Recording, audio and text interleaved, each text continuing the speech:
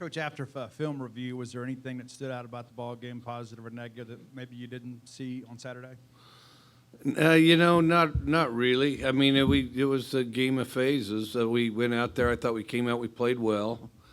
Then I think we coasted. Then we got hit in the mouth. Then we panicked, and then we played real well. So it was like that's pretty much the game. You talked Saturday just a little bit about maybe the panic and a little bit quit in the team, right?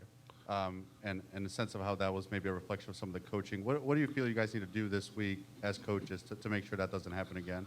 I just think that we've been very, very, very positive up to this point, and I think if you go too far with that, then I think that people relax. I think that they can relax. I think we really need to hold these guys because we're still a very young team, and I think we need to hold them accountable for their job. I mean, the simplest thing, if we do our job every time, we're happy with the whole game. I mean, we may not get the record for the biggest comeback in the history of the school, but we would have played better overall. Back to kind of what you saw on film, was there anything different that Will Rogers did in that fourth quarter that he wasn't doing in the second, third quarter? Yeah, he relaxed. He quit pressing. He quit trying to force things. I mean, because he did the same thing that our whole team did. And the thing that was kind of different about this experience is our whole team, it's almost like they thought with the same brain, because it wasn't like a lot of times there'll be like one phase is doing one thing, one phase is doing the other. That wasn't the case with us. I mean, it was like literally the same. And so, it's kind of like the same offensive lineman you see getting him hit are the same ones mowing him down and giving him a long time to throw that fourth quarter, and the fourth quarter is when everybody's supposed to be tired. But, hey, they're 22 years old. When I was 22, I never got tired. So, I mean, we like to talk about it, but when I was that age, I didn't get tired, and at least relatively speaking. I mean, some of you young folks in here, you don't know what tired is. And so I think that the biggest thing is the motivation, and the thing with football, you have to do it together, and so then they call it execution, and that's the thing is everybody's got to do it together simultaneously, and it was like a switch. I mean, the one of the best examples of the whole thing was we start out the game, Tulu gets a long kickoff return because a bunch of people are getting their blocks, okay? So then after that on the kickoff returns, they're stuffing him inside the 20 because, on each play there'd be like three guys that decide, well, this one just doesn't matter as much, and maybe the other guy will make a play. And then on the last one, when we really needed it, we got a bunch of blocks. And so, it's a pretty good contrast to how it works when everybody does their job and how it works when people don't. So, hey, Coach, right here. Kind of the usual suspects, and for the most part, the wide receiver. But WR Thomas got a lot of playing time, plays the other day. What got him on the field? What have you seen from him in practice, and how did you feel like he reacted in that first game? well, he reacted real well. I mean, he got the second ball of the game. At the time, I thought it was the first, but it was the second. And then he turned upfield and ran right through the defender and put the defender on his back. And then Ra has been very good in practice. He's kind of a big target. He's got good range to him. He's quick coming out of his cuts. I mean, real quick coming out of his cuts. And then the biggest thing is and I think the biggest thing for guys that play or do something good when they're young is he wasn't afraid to be out there. He just went out and did what he's been doing for a long time. And, yeah, we have to sometimes help him with, what you have on this play, because he's young enough there, and kind of keep an eye on him out there to make sure he knows where he's going. And he does a good job communicating that. And then, but he does it decisively. He doesn't tiptoe through it, and then he expects to make a play when the ball comes his direction. And I think he's going to be really good. Hey, Mike. NC State team coming in here that obviously played very well last week, got a ton of rushing yards. I think it was like 268. Evan Lear looked good under center. Just based on what you've seen from them, what problems on either side of the ball could they pose to your group, and how confident are you in your guys' chances against them, considering where you guys are at so far this season? Well, we definitely have to get better this week. They're a good team. I think on defense they run to the ball well. I think they play with, a lot of enthusiasm. The other thing, they got quite a bit of experience back. So, we just got to play well. I mean, NC State's going to do whatever they do, and we just have to focus on ourselves and be the best team that we can be out there. And I mean, that's all we really have control over. I mean, so if we do our job the best we can, I mean, that's gives us the best chance, so. Hey, Mike, NC State also plays a 3-3-5. Does that benefit you guys at all? Like just preparing this week, maybe you can go 1v1, one first unit versus first unit kind of in practice, or what, does that do anything for you guys that they kind of run a similar scheme? I was thinking about that last night, and it is somewhat familiar to what Zach does. Of course, it goes both ways, I mean, so they see it all the time too. So I think it kind of mitigates that way just because. Do we have an advantage? Yes, if they didn't go against the same thing, Steve? Coach, Will's numbers were really, really good in the box score. There were a couple instances where he held onto the football. When you had a chance to evaluate his performance, what did you think he did well, and what can he do better this week? I thought he started out really good, and I thought our team started out really good. I thought that,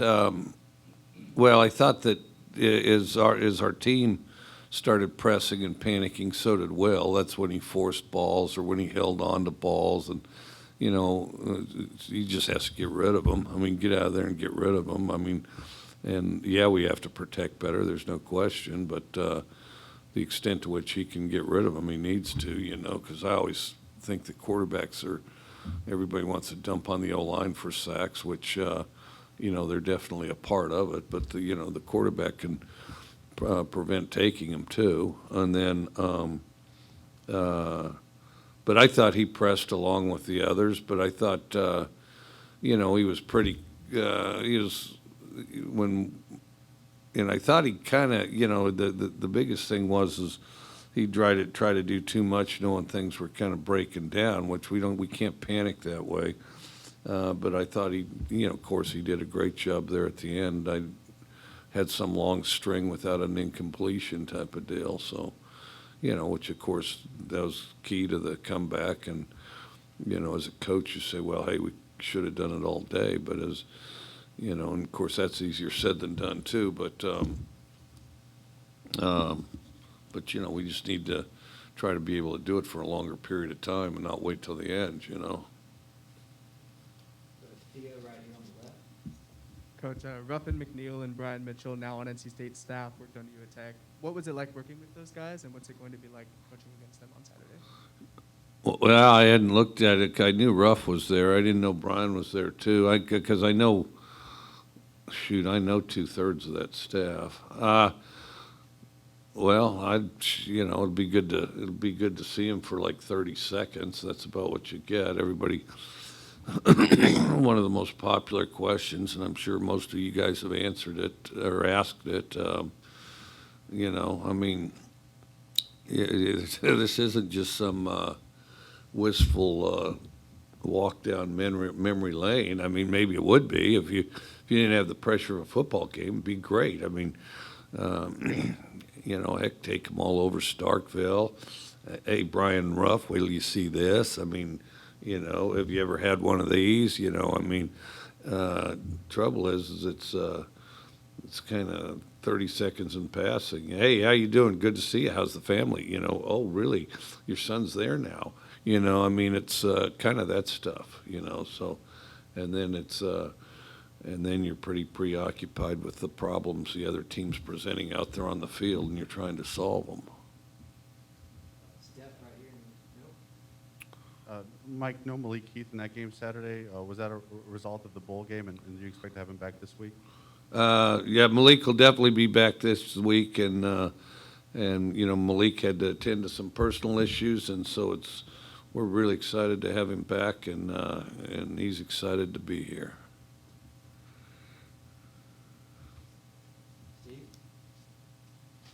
Coach, after review, it looked like that Woody Marks really ran a lot harder than he did last year, kind of a byproduct of what we saw in the offseason. But how would you kind of assess his performance on Saturday? I thought he did a pretty good job. I thought I thought he did a good job, and he'd had a pretty good camp. But I did think he came downhill harder and faster, and then I think our O-line.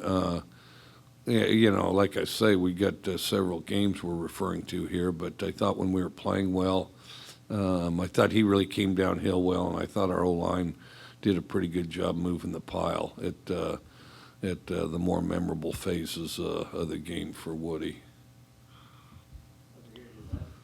Kind of in a similar vein as the Heath, I don't believe DeMonte Russell was playing either. Do you expect him to be back this week as well? DeMonte Russell? DeMonte Russell's here, and he'll be back.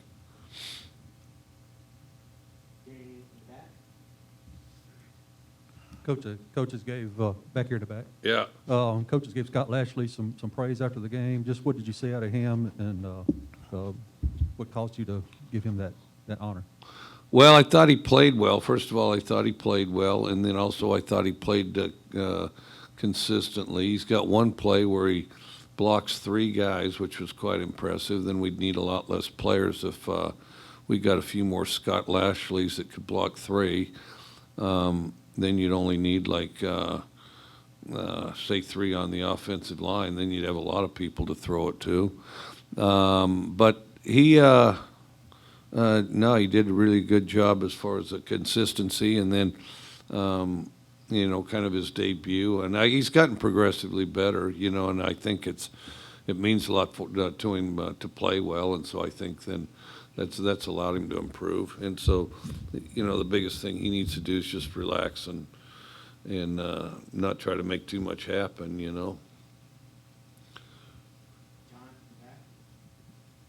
Mike, I remember last week going into the game at the Y, you said Austin and Jaden were listed as or there, and you said, Austin, if you had to say he was ahead based on Saturday's game, is that still the case? And both of those guys in Saturday's game. No, I think it's pretty close. I think that Austin measures out quite well. Jaden's explosive. But Austin's more consistent. I think they're pretty even at the end of camp. It was pretty tough to say who. And then the other thing, we got guys closing in on both of them, and we'll see if they can catch him. But Rufus is very explosive. Jameer Calvin, who also had a good game, is explosive, and they can flip to either side. And then Ford is also playing really well, and I've had him and Wally quite even, so Wally needs to get on a roll and keep it that way, Coach, you mentioned Jameer Calvin. Obviously he has made the wide receiver core better, and it seemed like all of his touches were impactful in the ball game. What does he bring off the field to this unit to help make the wide receivers better? He's just got a lot of positive enthusiasm, as far as the whole body language, next play, he really does a good job reinforcing that. I think he does a really good job of being even keel as far as how he plays, that type of thing. And I think in some of it's experience. He's more experienced than any of those guys out there too, or most of them anyway, maybe all. And then, and I think, that's just starts to create a stability that we kind of need, Anything else? Maybe? Just curious if you knew that you've coached your teams to the largest comebacks at Mississippi State, Texas Tech and Washington State. Were you kind of aware of all three? All three, yeah. Wow. Well, I think a starting point is not to, so all three, which one was it? Okay, at Tech was at Minnesota, right? Right. And then the game, Which one at Washington State? I think it was 2015 Oregon maybe, or the 21 point, or no, that wasn't Oregon. No, at Washington State. Boise State. We had one against Oregon. Yeah, I hadn't really thought of that. I didn't realize that, but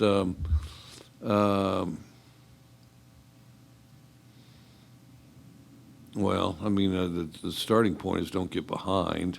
You know, I think we need to quit chasing those records and play well and stay ahead. But no, I think you have to stick in there in a game. You know, I think that you want to stick in there in a game and see. Now you got me wondering. There've been a lot of games. I wonder how many comeback deals there's been that my teams have been involved with. I don't know. Well, I think you need to stick in there. I mean, one thing that I really hate is some guy acts like, well, it just didn't matter very much. All of a sudden somebody gets behind and they want to act like it didn't matter very much. Really, it didn't matter very much. Really, is that why you went through all of off season, all of camp? Because it didn't matter very much, just because things aren't going your way. And I hate that. That drives me crazy. And then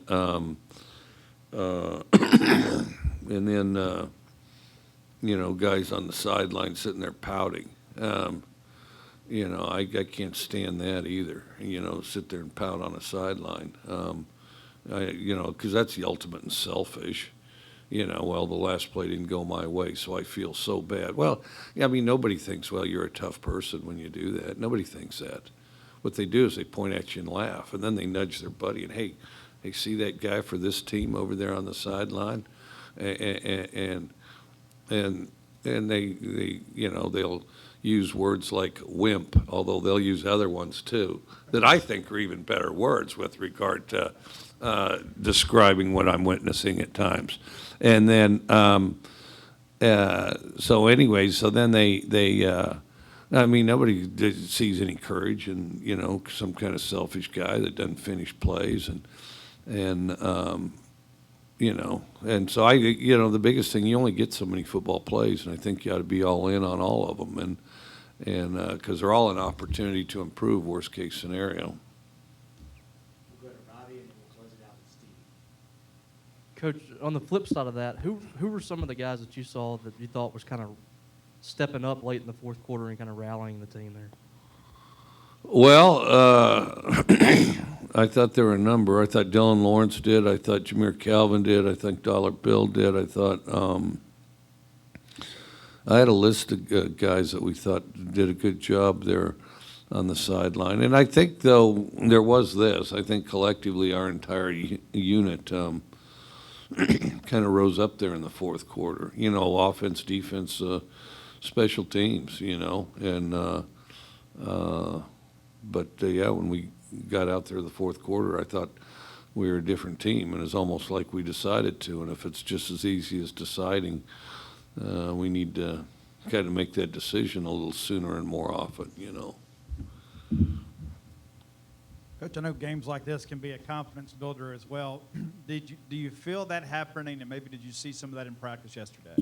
I think the game showed what you're capable of if what you're capable of, and to never quit, to keep pushing through to the end. I think it illustrated that, and hopefully we learn that lesson and just maintain that. And it was, and I do have to say this, it was pretty gritty of our team and our players to push through and find a way to win one where we'd had a lot of adversity, most of which we created ourselves with the penalties and the turnovers. But there's a lot of teams that wouldn't have found a way to win that game, and we did. So.